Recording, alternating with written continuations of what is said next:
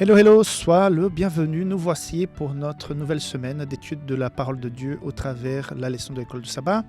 Comme tu le sais déjà, nous avançons petit à petit. C'est déjà la semaine numéro 6.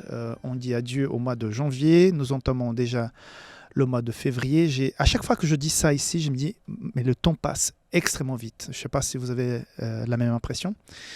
Mais en tout cas, voilà. Nous avançons parce que nous étudions la Bible pour avoir cette compagnie de Dieu à nos côtés, cette inspiration divine qui nous guide dans les moments difficiles, dans les choix que nous faisons régulièrement. Et j'espère que la leçon cette semaine va nous parler parce que le sujet est très intéressant. On va insister énormément cette semaine sur le caractère de Dieu, un Dieu qui ne change pas, un Dieu qui est essentiellement bon. On avait déjà dit qu'il était en essence amour, mais la leçon cette semaine va insister sur le fait que Dieu est bon, malgré parfois les mauvaises impressions que nous avons.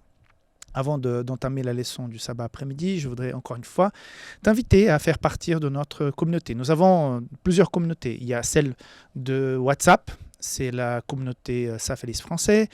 Donc, quand tu rentres dans cette communauté, tu reçois de façon quotidienne le matin. J'ai une de mes collègues qui envoie le lien du résumé de la vidéo, donc tu n'as pas besoin d'aller chercher sur YouTube le lien. Tu reçois passivement le lien pour que tu puisses écouter, regarder la leçon. On envoie aussi des articles de temps en temps, un peu moins, pour pas non plus saturer, mais on envoie de temps en temps des articles. Nous avons Safelis Blog, où nous publions des articles assez intéressants. On a aussi des promotions. Parfois, nous avons des produits nouveaux, des semaines avec des rabais. Donc, d'ailleurs, la dernière semaine, on appelle ça Safelis Online. C'est le nom qu'on donne, mais c'est une semaine de rabais. On a abattu les records pour la francophonie. Donc, on n'a jamais autant pu envoyer du matériel aux francophones comme la dernière fois. Donc, vous êtes de plus en plus nombreux à visiter notre site publicationadventiste.com pour l'Europe ou bien safelis.com pour le reste du monde. Donc, il faut visiter ces sites pour voir un peu ce que nous proposons. Il y a de très belles choses et on travaille régulièrement, on sort régulièrement des nouveautés.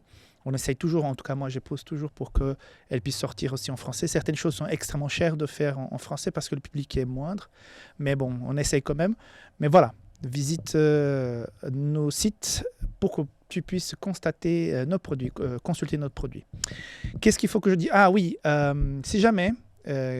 nous avons une équipe d'intercession. Si tu as besoin d'un soutien spirituel, si tu souhaites qu'on puisse prier pour toi, ça aussi, c'est assez régulier. Nous envoyons à chaque semaine, religieusement, les demandes de prière à notre équipe d'intercesseurs. Donc, si tu as besoin d'un soutien dans la prière, tout ce que j'annonce ici, c'est dans la description de la vidéo. Tu ouvres la description et tu vas trouver les liens. D'ailleurs, si tu veux faire partie des personnes qui prient aussi, il y a un lien. Donc, il y a 4 liens au moins en bas dans la description de la vidéo. Si tu regardes sur ton téléphone portable ou sur l'ordinateur, tu vas trouver ça facilement. Ok ? Voilà, que Dieu te bénisse et partons ensemble pour cette aventure où nous allons parler du caractère de la bonté de Dieu, un Dieu qui ne change pas comme on va voir au milieu de la semaine. Mais pour l'instant, contentons-nous du sabbat après-midi. Alors, le verset à mémoriser pour cette semaine, c'est un verset assez beau, en tout cas j'ai beaucoup apprécié. Mais que celui qui fait le fier soit fier d'avoir du bon sens et de me connaître. Waouh, impactant. De savoir que je suis le Seigneur, que j'agis sur la terre avec fidélité, équité et justice. Donc Dieu déclare clairement qu'il est fidèle, qu'il travaille avec équité et qu'il est juste. Car c'est à cela que je prends plaisir. Donc Dieu prend plaisir à être juste, bon, équitable. Donc c'est une déclaration du Seigneur en Jérémie 9, 24. Très très beau verset. J'avais oublié ce verset, mais la leçon cette semaine me le rappelle. C'est très beau comme déclaration. Alors quel est l'objectif de cette introduction de la leçon pour cette semaine ? C'est de nous inviter à faire une comparaison. Tout d'abord, en comparant ce qui se passait par le passé, imagine-toi. Le peuple de Dieu sort d'Égypte, va donc dans cette traversée de la mer Rouge, rentre dans ce désert. Ils sont protégés, ils sont bénis, ils voient des manifestations extraordinaires. Donc on va parler cette semaine, cette semaine encore. Ils sont au pied du mont Sinaï, il y a tout ce tremblement de terre, ces foudres, la présence de Dieu y est, quoi. j'imagine à Moïse qui descend à des moments où le visage brille. Donc les gens sont impactés par la présence de Dieu, manne, de l'eau qui jaillit des rochers et tout ça. Mais malgré tout, ils vont laisser de côté toutes ces manifestations magnifiques de la présence de Dieu. Ils vont passer, certains, à adorer et à pratiquer certaines adorations à des faux dieux, des voisins, des gens qui sont en train de côtoyer récemment, là, avec cette investiture dans la terre, dans le désert, en fait. Et à cause de ça, ils vont, entre guillemets, comme on a vu dans les semaines précédentes, ils vont se prostituer spirituellement. C'est pour ça qu'à un moment donné, Dieu fait appel à Osée pour qu'il puisse se marier avec une prostituée, pour que les gens comprennent comment Dieu se sent vis-à-vis de nous, de son peuple à l'époque, de nous aujourd'hui. Et donc, il y a ce parallèle entre la grandeur, la puissance, le pouvoir, et en même temps la petitesse de ce peuple qui va avec des faux dieux qui viennent de connaître, faire connaissance, qui vont exiger des choses terribles parce que les dieux inventés par les hommes, par les traditions, ce sont des dieux qui sont souvent fâchés, qu'il faut faire plaisir, qu'il faut apporter des choses, jusqu'au point d'apporter ses propres enfants comme offrande. Et ça, c'est une chose que j'ai beaucoup de peine à comprendre, comment les parents peuvent apporter un bébé ou un jeune enfant pour pouvoir le sacrifier. Donc, on peut constater la capacité de manipulation ou bien d'adaptation à ce genre de choses. C'était quelque chose d'antinaturel. Au fond, les parents souffraient énormément, même si peut-être ils disaient, mais c'est comme ça, c'est notre tradition, tous les premiers-nés, on doit sacrifier pour que notre famille soit bénie. J'en sais rien, mais à mon avis, c'est antinaturel. On ne peut pas faire ça naturellement. Donc, et voir le contraste avec le Dieu qui est celui qui les a fait sortir d'Égypte, mais qui est non seulement ça, mais le Créateur. C'est-à-dire, on va comparer ces genres de pratiques avec le Dieu qui est le Créateur de toutes choses, qui est le Rédempteur, qui a promis de revenir avec le salut, qui s'est manifesté avec toutes ses plaies en Égypte, avec la traversée, avec toutes les choses que j'ai déjà décrites. Ce Dieu qui pardonne, qui accompagne, qui fait des choses merveilleuses. Donc, c'est impossible de mettre sur une balance parce que c'est même pas la peine, c'est tellement flagrant. Et quand même, ces gens marchaient avec ces faux dieux. Mais c'est facile d'accuser, de juger les gens du passé, mais je pense que nous sommes dans la même longueur d'onde parce que souvent, nous sommes envahis par toutes les bénédictions de Dieu, entourés, remplis, imbibés de toutes ces bénédictions que Dieu nous apporte régulièrement. Et souvent, et moi, en tout cas, j'ai honte quand je dis, mais Seigneur, j'étais infidèle. Malgré tout ce que je connais, je sais de toi, j'étais infidèle à ce point. Et je pense que ça nous arrive à chacun d'entre nous. Même quand on sait, quand on est rodé, parfois, si on perd cette connexion, cette relation avec Dieu, on finit par faire des choses qu'on est 100% conscient qu'il ne faut pas vivre, il ne faut pas faire, mais on le fait. Parce qu'on a perdu cette connexion, parce que ce n'est pas la raison qui nous garde en relation avec notre Dieu. La raison me dit, mais bien sûr, mon Dieu est plus grand, plus fort. Mais peut-être, si la connexion n'est pas bonne, je finis par trahir cette conviction intellectuelle parce que ma connexion spirituelle n'y est pas. Voilà, c'est tout l'objectif cette semaine de nous représenter, nous redire clairement que Dieu est bon, que Dieu est équitable, que Dieu est justice. Et c'est ça qu'on va voir pendant les jours qui arrivent. Donc, reste accroché, le jour de dimanche arrive.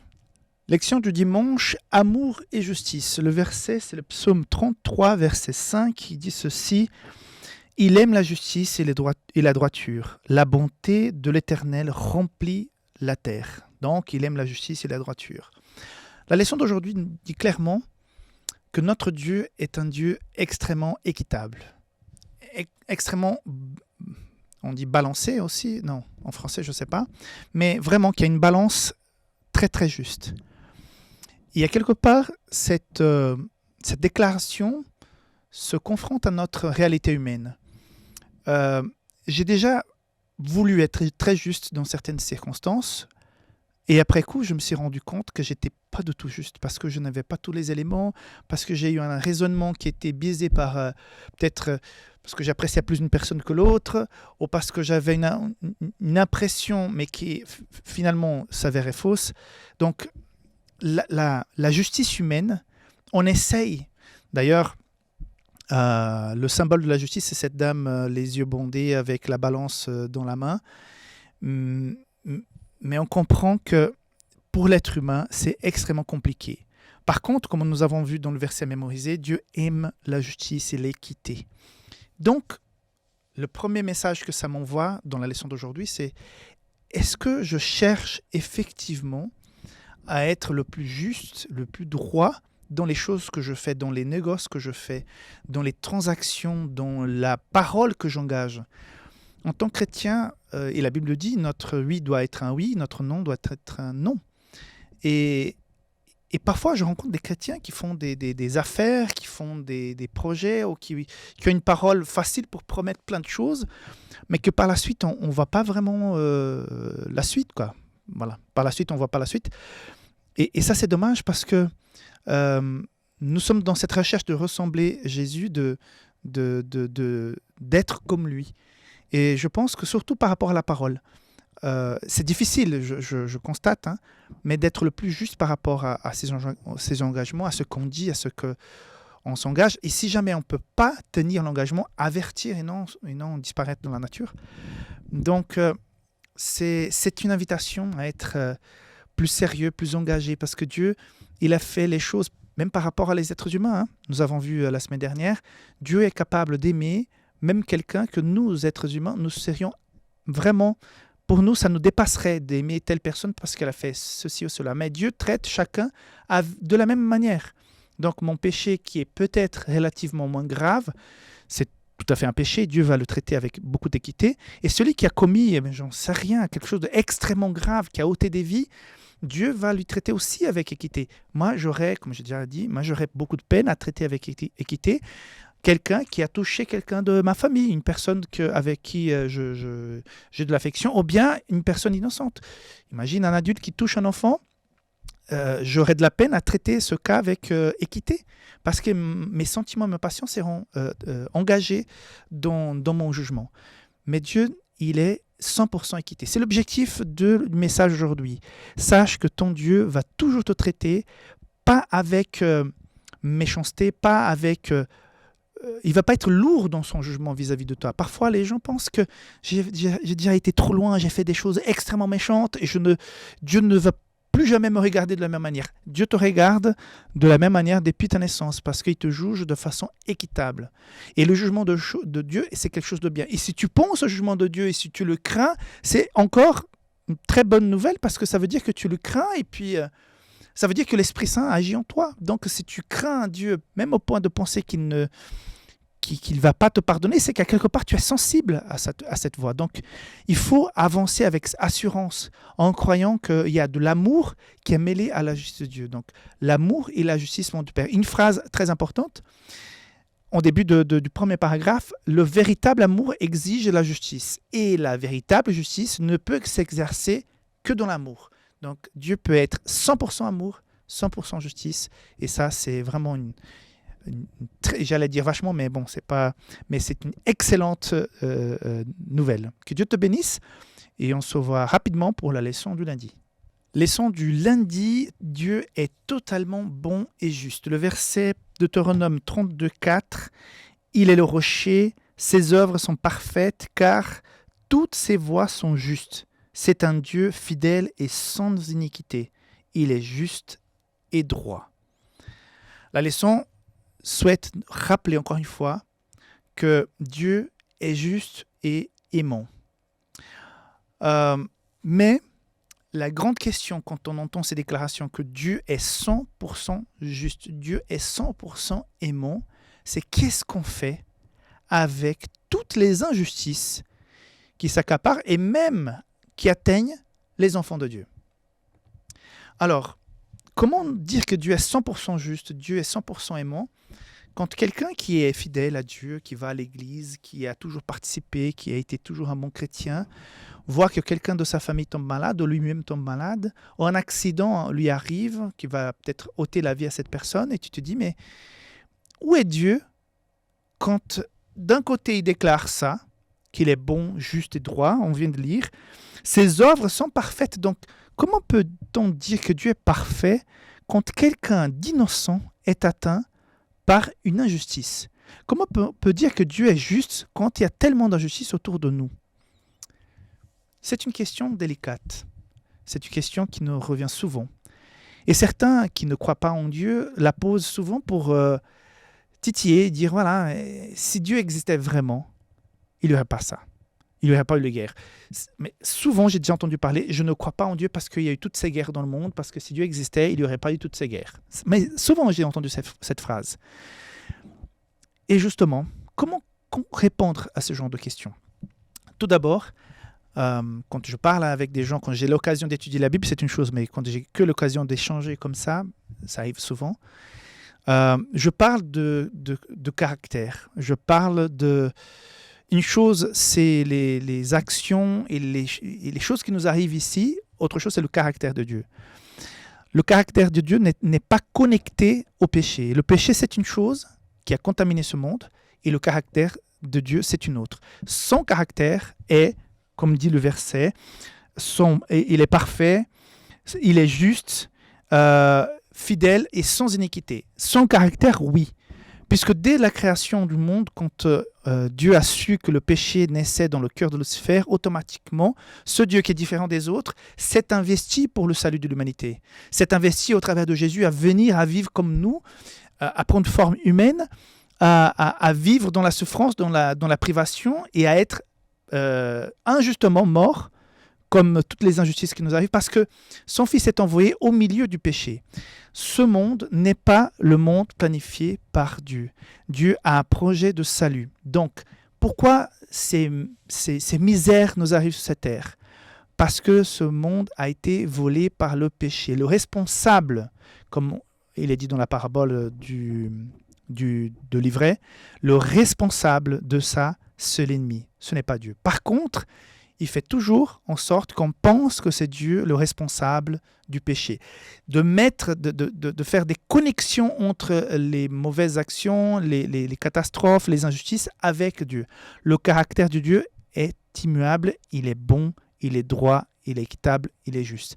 Par contre, tant que nous vivions sur cette terre contaminés par le péché, nous allons affronter les conséquences du péché. Et même ceux qui sont fidèles à Dieu, qui sont des bons chrétiens. Mais je te pose la question, où sont les hommes, les femmes fidèles à Dieu, bons chrétiens qui vivaient sur cette terre il y a 100 ans? Ils ne sont plus vivants. Et pourtant, ils étaient des bons et des loyaux chrétiens. Mais avec le temps, l'âge, parce que si la personne décède à, j'en sais rien, à 85 ans, 100 ans, on dit, oh, il a vécu une belle vie. Mais non, il n'a pas vécu une belle vie, il est mort à cause du péché. Il n'aurait jamais dû vieillir, il n'aurait jamais dû souffrir autant comme il a souffert pendant sa vieillesse, cet âge avancé. Non, il n'a pas vécu une longue vie, il a vécu une très courte vie. Ce n'est pas une très bonne vie parce qu'il a souffert jusqu'à en périr.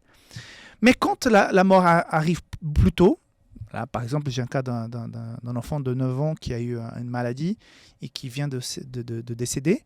C'est un choc, c'est une grande tristesse parce qu'on est habitué à que les personnes décèdent à un certain âge et donc ça nous révolte quand ces personnes décèdent plus tôt.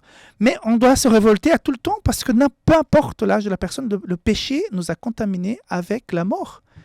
Et souvent, quand les gens décèdent comme ça de l'âge, on dit bah, c'est normal, c'est le cycle de la vie. Quand c'est plutôt dans un accident d'avion, on dit mais où est Dieu quand l'avion s'est crashé? Il est au même endroit. Nous sommes soumis à la loi du péché et des choses mauvaises peuvent arriver à n'importe quelle personne. Mais ça ne change pas le caractère de Dieu. Il fait tout pour que chaque personne puisse avoir l'occasion, l'opportunité de prendre sa décision pendant sa vie, de vivre quelque chose de nouveau, de vivre la vraie vie. Ou alors, effectivement, tout autour sera comme Dieu, droit, équitable, juste, sans péché, sans mort, sans souffrance. Voilà. Que Dieu puisse te bénir et te donner cette assurance que malgré tout, il est bon, il est présent, il est juste dans toutes les choses, même dans circonstances que parfois on se pose des questions. Dieu est droit. Que Dieu puisse t'inspirer et on se voit demain pour la leçon du mardi. Leçon du mardi, le caractère de Dieu ne change pas. Nous avons ce fameux verset de Malachie 3, 6 qui dit ceci. Car je suis l'Éternel, je ne change pas. Et vous, enfants de Jacob, vous n'avez pas été consumés. C'est grâce à ce Dieu qui ne change pas de caractère, ne change pas de fusil d'épaule, qui ne change pas d'avis, qui ne change pas ses plans, surtout le plan du salut. C'est grâce à ça que nous sommes dans l'espérance de retrouver la vraie vie, celle qui avait été planifiée pour nous au départ, que finalement le péché a volé et qui a été rachetée par Jésus-Christ. La leçon aujourd'hui insiste beaucoup avec des phrases comme ça. Dieu n'est pas la source du mal. Et certains peuvent se poser la question, ok, la Bible dit clairement, les versets, la leçon, l'auteur dit, mais Dieu est un Dieu bon, juste, il n'y a aucun changement, il est 100% bonté et de sa part ne vient aucun mal. Mais certaines personnes se posent la question, mais si Dieu a créé toutes choses, s'il est l'initiateur de toutes les créatures de l'univers, et que nous aussi nous sommes fruits de cet amour de la création, et dans l'univers, il y a chez un être une sémence du péché qui jaillit, est-ce que Dieu n'est pas quelque part quand même responsable de ce péché? Parce que c'est un mystère. Je l'ai déjà dit à d'autres reprises ici. L'une des questions que j'ai et que je vais poser à Dieu quand je serai, j'espère, face à face avec lui, c'est de dire, Seigneur, ok, j'ai compris que le péché est né dans le cœur de Lucifer, qu'il y a eu un plan de salut pour faire en sorte que les êtres humains qui choisissent le salut en Jésus-Christ puissent avoir la vraie vie, celle qui était prévue au départ. Finalement, il y a l'application de la justice, la purification de la terre, tout le mal a été détruit, Satan, ses anges et toutes les choses qui ont touché le péché ont été complètement détruites. Okay. La terre a été purifiée et c'est sur cette terre, après le millénaire, que nous allons vivre pour l'éternité. Tout ça, je comprends. Nous voici dans le ciel et nous avons Jésus qui est le seul qui porte en lui des imperfections, entre guillemets, puisqu'on pourra voir les marques sur ses mains, sur son côté, sur son front. Il sera pour toujours marqué par le péché pour que plus jamais le péché puisse à nouveau apparaître. Mais d'où vient cette semence qui a poussé dans le cœur de Lucifer? D'où ça sort? Moi, je n'ai pas de réponse. Je n'ai pas de réponse. Je sais que Dieu est le créateur de toutes choses. Dieu a créé Lucifer. Dieu a créé l'univers. Dieu a créé les autres êtres, les anges et les êtres humains. D'où ça sort? D'où ça vient? J'en sais rien. Je ne sais pas. La Bible parle souvent expliquant que le mal est né dans le cœur de Lucifer, mais ça reste un mystère. Donc, Dieu n'a jamais changé son caractère. Dieu ne change pas. Et c'est pour ça que nous ne sommes pas détruits, parce que si Dieu changeait d'avis, certainement, il pourrait dire « Non, mais là, t'es allé trop loin, là, ok, non, je ne peux pas admettre ça. » Et des personnes qui, à un moment donné, auraient pu avoir la grâce, la miséricorde, en dépassant certaines limites, ne l'ont plus. Et Dieu ne travaille pas comme ça. Il est le même à juger toute personne avec équité. Chose que Satan ne fait pas. Il essaie toujours de nous pousser à commettre le mal pour après nous sentir coupables, pour après nous éloigner de Dieu. Voilà. Mais cette question de l'origine du mal reste en suspens. Et un jour, on le saura. Mais quel est notre comportement vis-à-vis de cette situation de non-compréhension de l'origine du mal? De la même manière que Dieu ne change pas, je pense que lors de la création, lors de l'existence de Dieu, je pense, ça c'est Rickson, 100% mes réflexions, hein. Je pense que quelque chose était latent, là, à quelque part, et qu'il fallait pour que ça soit vraiment, vraiment parfait, que ça pousse une fois pour que, comment parler de reste de l'éternité? C'est l'éternité, éternité, il n'y a pas de commencement ni de fin. Mais voilà, c'est ma façon humaine de voir. Donc, que plus jamais ça ne puisse à nouveau arriver. C'est-à-dire que avec ce que Jésus a fait pour nous, ce qu'il fait encore et ce qu'il fera lors de son retour, il n'y aura plus jamais, mais au plus grand jamais, de doute concernant l'amour et la justice et l'équilibre du caractère de Dieu. C'est quelque part, j'essaie de tirer du positif, c'est quelque part une assurance que pour le reste de l'existence sans fin que chacun vivra, plus jamais, mais vraiment au grand jamais, le mal ne ressurgira. On sera vraiment sous la protection totale et complète de la bonté et de l'amour de Dieu. Voilà une petite réponse qui m'appartient, qui ne veut pas grand-chose, c'est une réflexion personnelle, mais qui me réconforte pour dire, voilà, quelque part, voilà, je ne sais pas pourquoi ça a commencé comme ça dans le cœur de Lucifer, mais je pense que la chose positive qu'on peut en retirer, c'est que, voilà, plus jamais on va rentrer dans une telle situation. Et si je vis le salut, si je suis avec les ressuscités pour la vie éternelle, là, franchement, c'est le jackpot, le vrai. C'est pour l'éternité. Et ça, c'est merveilleux. Et heureusement que Dieu ne change pas, parce que pour tout jamais, il sera amour, bonté, justice, et ça sera vraiment un grand plaisir. J'espère que tu y seras, moi aussi. Soyons fidèles, gardons notre foi pour que nous puissions vraiment donner complètement notre vie à Jésus. On se voit demain pour la suite, pour la leçon du mercredi. Bye bye. Bienvenue, leçon du mercredi, un Dieu qui se repent. Alors, il y a vraiment une situation de conflit dans la leçon d'aujourd'hui parce qu'on lit Nombre 23, 19 qui dit ceci. Dieu n'est point un homme pour mentir, ni fils d'un homme pour se repentir. Ce qu'il a dit, ne fera-t-il pas? Ce qu'il a déclaré, ne l'exécutera-t-il pas? Donc, clairement, Dieu ne ment pas, Dieu ne change pas, Dieu ne se repent pas. Par contre, quelques pages avant, je lis dans Exode 32, 14, « Et l'Éternel se repentit du mal qu'il avait déclaré vouloir faire à son peuple. » Dieu se repentit. Donc, d'un côté, Dieu ne se repent pas, et là, il se repentit.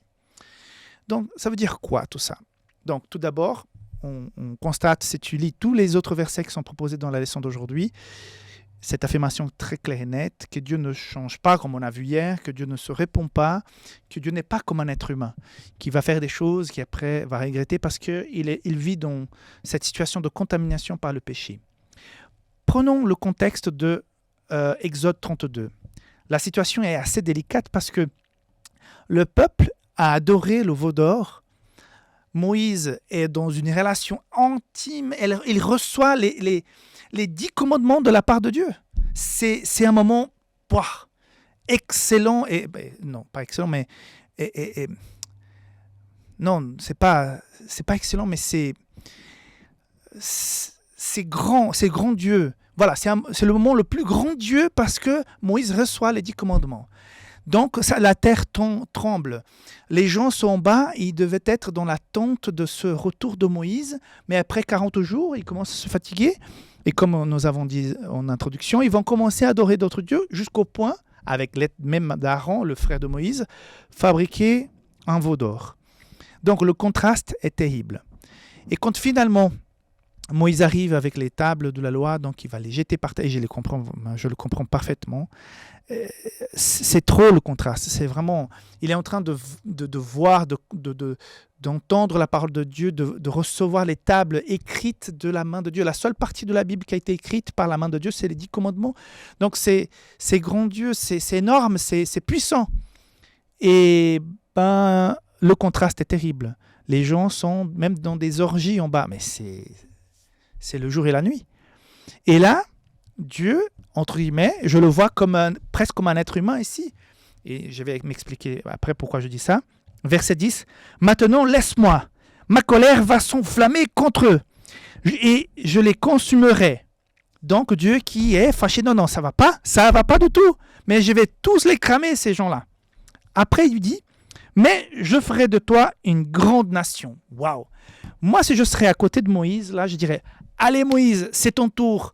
On finit avec ces gens ici et on fait de toi comme Abraham. On redémarre parce que c'était... Vous savez que les ordinateurs, quand ils sont bloqués, ça avance pas, c'est vraiment... Ça va pas, on doit redémarrer ou bien jusqu'à... je me souviens à l'époque de Windows au départ, réinstaller toute la machine parce que ça, on ne pouvait plus. Donc on va réinstaller la machine avec toi, Moïse, on va redémarrer le peuple. Et Moïse dit non, non, non. Et dans le verset 11 jusqu'au 13, c'est beau comme Moïse va rappeler. Il va même implorer, Moïse implore à l'Éternel, son Dieu, il dit « Pourquoi, ô Éternel, ta colère s'enflammerait contre ton peuple que tu as fait sortir du pays d'Égypte ?» Donc il va décrire tout ce que Dieu avait fait en faveur de ce peuple. Il va dire « Mais c'est un gâchis, après tout ce que tu as fait, non, on ne peut pas s'arrêter au milieu du quai. » Et donc, il va argumenter. Mes amis, le centre de cette histoire, ce n'est pas Dieu qui est en train de changer, c'est Moïse qui vit, à mon avis, le moment le plus éprouvant de son ministère. Parce que rappelle-toi, Abraham, pour moi, le moment culminant de sa relation avec Dieu, c'est quand il est même prêt à offrir son fils. Et pour moi, Moïse, c'est ce moment-là, quand Dieu lui invite à dire « Moïse, arrêtons avec ces gens, on démarre quelque chose de nouveau avec toi. » Et Moïse, s'il était égoïste, s'il était centré sur lui, s'il n'était pas en connexion, en communion avec Dieu, il aurait dit « Ouais, bonne idée, Seigneur Dieu, on va cuire ces gens-là et je vais, avec ma femme, démarrer vraiment des gens qui sont bien. » Mais non, Moïse, il était en consécration véritable avec le Seigneur, là-haut, sur le mont Sinaï.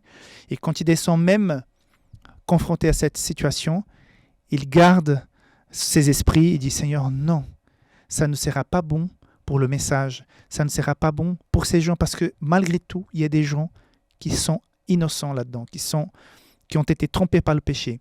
Ces gens-là étaient pendant des années en Égypte où ils faisaient ce genre de choses. C'est pour ça qu'ils commencent à reproduire. Ils sont contaminés par la culture où ils ont grandi. Donne-leur une deuxième chance, Seigneur. Et là, je dis chapeau à Moïse. Hein. Chapeau, vraiment chapeau. Et bien sûr, Dieu va déclarer, ouais, je me repens. C'est une façon de Dieu de se communiquer avec Moïse. Ce n'est pas un argument pour dire que Dieu change, que Dieu peut se repentir, que Dieu est comme un homme. Non, c'est une façon de pouvoir expliquer, communiquer les choses, rentrer en relation pour que tant Moïse, comme les gens, comme nous aujourd'hui qui lisons la Bible, nous puissions comprendre les tenants, les aboutissants de cette situation, de cette histoire. Notre Dieu ne change pas, c'est un Dieu fidèle et un Dieu qui ne se répond pas. Mais parfois, il peut utiliser cette expression pour qu'on puisse comprendre les circonstances. Il y a plusieurs reprises, on a cette déclaration que Dieu se repent. Donc, je pense aussi qu'avant le déluge, hein, oui. Donc, Dieu se repent. Voilà. Donc, Dieu ne change pas, ne se repent pas. Et surtout, il ne s'est pas repenti de t'avoir créé, de nous avoir créés. Il pense à toi. Il a investi tout ce qu'il avait pour te sauver, pour me sauver. Jésus-Christ est la réponse à cet amour. Il y a la situation dans laquelle nous vivons.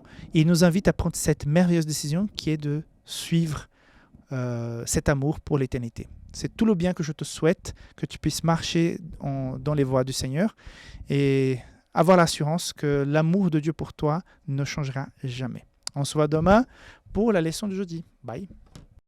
Leçon de jeudi, titre « Pratique l'amour et le droit ». Cette leçon d'aujourd'hui, pour moi, c'est la plus belle de la semaine, puisqu'elle nous apprend, nous rappelle en tout cas, la différence entre l'amour parfait et l'amour imparfait. Est-ce que tu sais la différence entre l'amour parfait et imparfait? La leçon nous le dit cette semaine.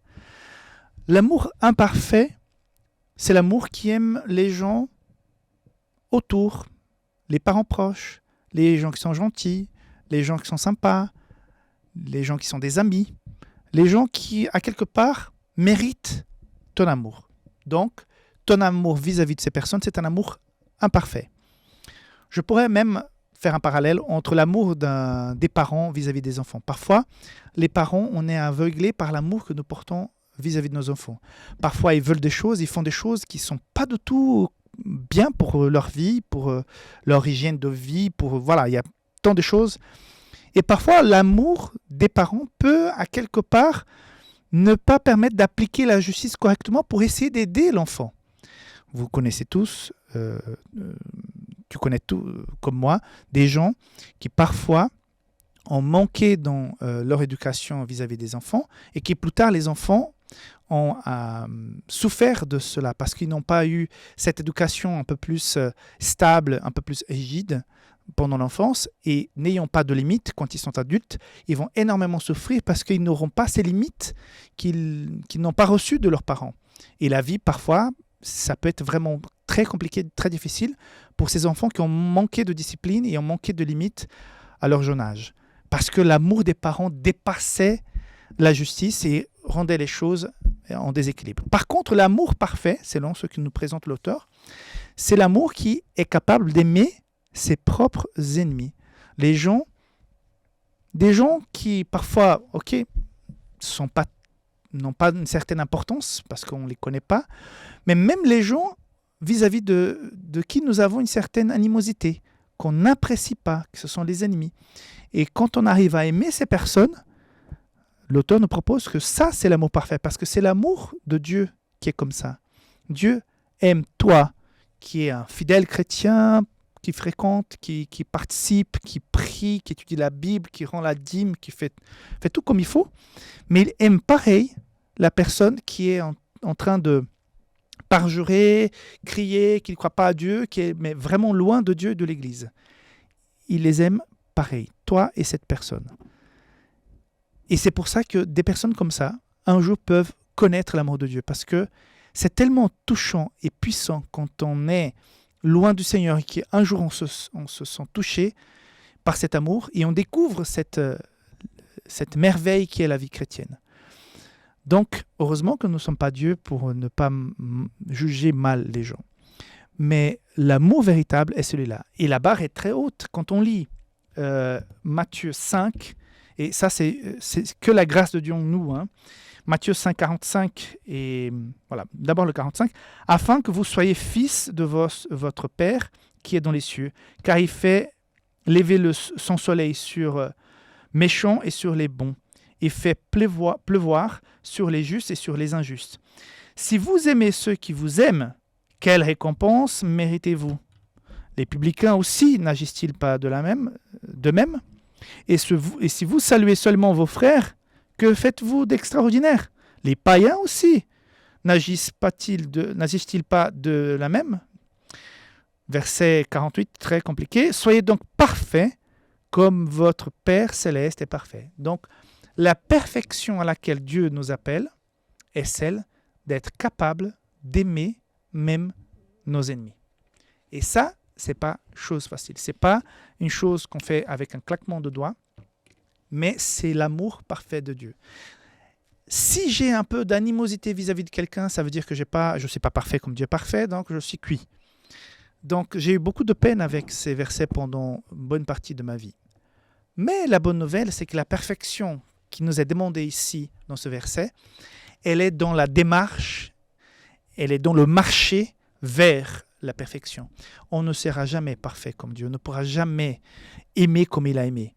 Par contre, j'insiste, je cherche, comme c'était le cas de Moïse que nous avons parlé cette semaine, qui malgré la situation avec laquelle il était confronté avec le veau d'or, il n'a pas douté quand Dieu lui a fait cette proposition de démarrer le peuple avec lui. Il savait ce qui était être en relation avec Dieu, il connaissait son caractère, donc c'est pour ça qu'il n'a pas chancelé. Donc, de la même manière, je ne suis pas parfait, je ne suis pas capable encore d'aimer tous mes ennemis. Je ne suis pas capable. Par contre, je le souhaite, je le désire. Je garde ma confiance, je marche avec le Seigneur, je cherche à être en communion avec lui. Et c'est ça la perfection chrétienne à laquelle tu es invité. Ce n'est pas d'arriver à un statut de non-pécheur. C'est impossible à l'homme. C'est impossible. Mais je suis dans la démarche de chercher celui qui est parfait. Et je suis la route, je suis le tracé. Le péché, qu'est-ce que c'est? C'est rater la cible. C'est la signification du mot. Donc, si je suis si je marche en direction de la cible, je suis dans la perfection. Pas que je sois parfait, mais je suis dans la démarche de la perfection. Comprenez bien. Donc, l'invitation que la leçon nous fait aujourd'hui, c'est d'aimer. D'aimer parfaitement. Pas imparfaitement, c'est aimer les gens qu'on aime déjà, quoi, qui sont autour de nous, qui nous aiment aussi en retour. Mais être capable d'aimer les gens qu'on n'apprécie pas, ça ne veut pas dire non plus partir en vacances avec. Quoique, si les sentiments changent, pourquoi pas? J'ai déjà vu des gens qui s'aimaient vraiment pas du tout. Et après un certain temps, ils ont appris à se connaître, et ils ont nié une grande amitié. Et après, ils blaguaient. Ah, tu te souviens quand on s'aimait pas et tal? Et tu te rappelles? Donc c'est incroyable, ça peut arriver. Mais en tout cas, de ne pas avoir de sentiment d'animosité vis-à-vis de qui que ce soit. Ça, c'est l'amour parfait auquel nous sommes invités à suivre et à copier. Donc, notre Dieu, il est amour, il est droit et il nous invite à vivre de même dans la mesure de nos capacités, de notre maturité spirituelle. Mais le plus important, c'est de chercher ça. C'est l'objectif qui nous est donc dressé. Que Dieu te bénisse, si on se voit très rapidement pour la leçon du vendredi. Bye bye. Leçon du vendredi pour aller plus loin. Il y a cette requête de la part de Moïse dans Exode 19 qui dit « Fais-moi voir ta gloire ». Et Dieu va lui répondre, l'Éternel lui répond « Je ferai passer devant toi toute ma bonté ». À chaque fois que je lis cette histoire de Moïse qui demande à voir la gloire de Dieu et que Dieu dit oui, qu'il va passer de dos et tout ça pour démontrer sa bonté, je vois à quel point Dieu a pu se mettre à notre niveau. Moi, j'ai un chien et parfois je me mets un peu plus bas pour essayer bon, c'est pas que je parle avec le chien, mais j'essaie de mieux communiquer les choses. Je faisais ça quand mes enfants étaient petits, quand je devais les corriger et dire que c'était pas bien, je me mettais à leur niveau pour dialoguer, pour pas qu'ils... Non, je sais pas, je voulais pas qu'ils aient cette vision qui vient d'en haut. Donc je parlais vraiment face à face. Et je fais ça avec le chien. Ok ? Et je vois que parfois ça marche pas du tout. Le chien n'a pas la même intelligence qu'un enfant. Mais même vis-à-vis d'un chien, on essaye de, je sais pas, pour mieux communiquer la chose, de se mettre à plus bas pour qu'ils comprennent que ce qu'il vient de faire n'est pas bien. Et là, Moïse demande à voir sa bonté et Dieu, à quelque part, se met à notre niveau pour permettre de Moïse, pas voir bien sûr, Moïse n'a pas pu voir Dieu complètement, mais derrière cette cachette, voir un petit peu de sa bonté qui passait. Et ça démontre la différence entre notre Dieu et d'autres formes de croyances qui existent, où la violence, les plaisirs, les offrandes, toutes les choses qui sont une espèce d'exigence pour apaiser la colère de ces dieux. C'est tellement différent du caractère de ce Dieu que nous prêchons, de ce Dieu que nous connaissons au travers de la parole de Dieu. Et je pense que tout l'enjeu de l'ennemi est de faire en sorte que nous pensions que Dieu est ce Dieu méchant, dur, qui va nous juger, qui cherche la petite bête pour nous accuser. Certains ont eu des éducations, ont été éduqués dans certaines cultures au pays où la notion d'autorité était extrêmement dure et violente. Et parfois, quand ils pensent à Dieu, ils mélangent cette vision qu'ils ont de la vie ici-bas avec cette vision qu'ils ont de la part de Dieu qui est là-haut. Il y a ce mélange et parfois on peut avoir cette impression que Dieu a cette même façon d'être, de vivre, d'exiger. Et pendant toute la leçon cette semaine, l'auteur a essayé de démontrer que Dieu, le caractère de Dieu n'est pas comme ça, un Dieu d'amour, de justice, qui ne change pas, qui est 100% amour et en même temps qu'il y a 100% justice, que la justice ne peut pas marcher sans l'amour, etc. Mais tout l'objectif de Satan, c'est de faire en sorte qu'on puisse avoir une vision disproportionnée ou, comment on dit ça en français, tordue du caractère de Dieu. Et c'est un exercice assez intéressant quand on lit la Bible, de demander au Seigneur, Seigneur, aide-moi à avoir la vision, l'image de toi la plus correcte possible. Mine de rien, ça fait déjà plusieurs années que j'ai vécu ma conversion et ma façon de voir comme Dieu nous voit aujourd'hui a énormément évolué avec le temps, avec la connaissance de la parole de Dieu, mais aussi l'expérience, la maturité, où je constate que j'étais je crée une image de Dieu extrêmement dure et exigeante au départ. Aujourd'hui, et il est toujours, à mon avis, exigeant, parce que c'est un Dieu d'amour, de justice, qui a énormément donné et qui attend que nous puissions vivre dans cet amour. Donc, il y a quand même une certaine exigence, mais qui est extrêmement compréhensif et qui accompagne les gens selon leur compréhension. Il se met vraiment à leur niveau, au point même de répondre positivement à cette demande de Moïse. Donc, Dieu est capable de se mettre au niveau de chaque être humain. On a parlé hier de pardonner ses ennemis. Parfois, si on se mettait dans les bottes de nos ennemis, on pourrait comprendre certaines choses. Pourquoi ils ont certaine animosité vis-à-vis de nous? Peut-être. Hein. Donc, Dieu il est capable de se mettre dans les chaussures de tout être humain pour bien les comprendre et travailler avec ce qu'il a. Donc, tandis que nous, on a de la peine à se projeter, à remplacer, essayer de se mettre à la place de l'autre pour pouvoir mieux comprendre la situation. Mais Dieu est capable.